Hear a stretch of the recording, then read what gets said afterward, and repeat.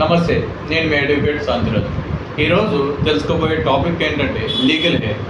Legal heir అంటే ఏంటి?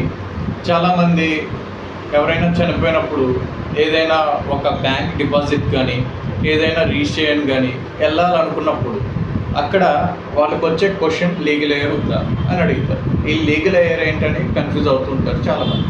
అసలు దీని వాస్తవం ఏంటి, దేని గురించి లీగల్ హెయిర్ అనేది మీకు ఈ వీడియో ద్వారా క్లియర్గా అర్థం చేసుకునేలాగా చెప్తాను.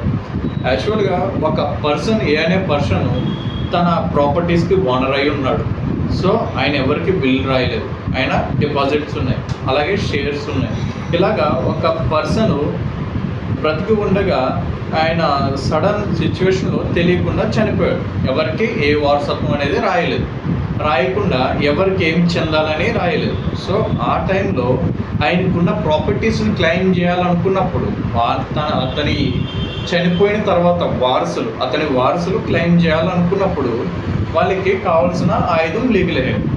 సో దీన్ని వల్ల ఉపయోగం ఏంటంటే, ఇప్పుడు ఒక ల్యాండ్ కానీ ఇల్లు కానీ ఉంది, అది రిజిస్టర్ చేసుకోవాలనుకున్నప్పుడు రిజిస్టర్ ఆఫీస్కి వెళ్ళినప్పుడు ఈ లీగల్ హెయిర్ సబ్మిట్ చేసినప్పుడు అతని ఫాదర్ ఆస్తిని తన కుమారుల పేరు మీదకి ట్రాన్స్ఫర్ అవుతుంది.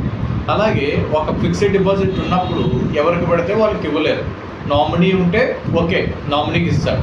నామినీ లేని టైంలో వాళ్ళ లీగల్ హెయిర్స్ క్లెయిమ్ చేయాలంటే వాళ్ళు చూపించాల్సింది death certificate and legal heir certificate. ఆయన చనిపోయినట్టు చూపించాలి, ఆయన కుమారులు ఇల్లు అన్నట్టు చూపించాలి. అది చూపించిన తర్వాత మాత్రమే వీళ్ళకి అమౌంట్ అనేది రిలీజ్ చేయడం జరుగుతుంది. అదేవిధంగా షేర్స్ కూడా.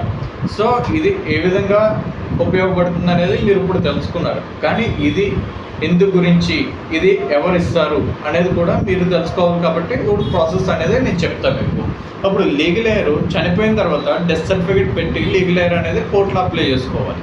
కోర్టులో అప్లై చేసినప్పుడు కోర్టు నిర్ధారించాలి ఏ విధంగా ఇతను మాత్రమే అతని వారసులు లేదా ఇంకా ఎంతమంది ఉన్నారు అనేది పేపర్ అడ్వర్టైజ్మెంట్ ద్వారా అందరికీ తెలిసేలాగా కోర్టు ఒక నోటీస్ అనేది పంపిస్తుంది. మీరొక్కరే ఉంటే ఎవరు దానికి వచ్చి అటెండ్ కాకపోతే కేసు మీరొక్కరనే నిర్ణయిస్తుంది. ఒకవేళ ఎవరైనా వచ్చారనుకో ఎంతమంది వారసులు ఉన్నారు అనేది నిర్ణయించిన తర్వాత అతని ప్రాపర్టీలో ఎంతమందికి షేర్ వెళ్ళాలి, వైఫ్ పిల్లలు ఎంతమంది ఉన్నారు, అసలు ఎవరెవరికి షేర్ ఎంత వెళ్ళాలి అనేది డిసైడ్ అవుతుంది. అదేవిధంగా ఎఫ్డీస్ కూడా ఎవరికి ఎంత వెళ్ళాలి అనేది దీని ద్వారా డిసైడ్ అవుతుంది. దీంట్లో కూడా కొన్ని విధాలుగా మనకి లీగల్ హెయిర్ స్టేటస్ వస్తుంది అన్నమాట.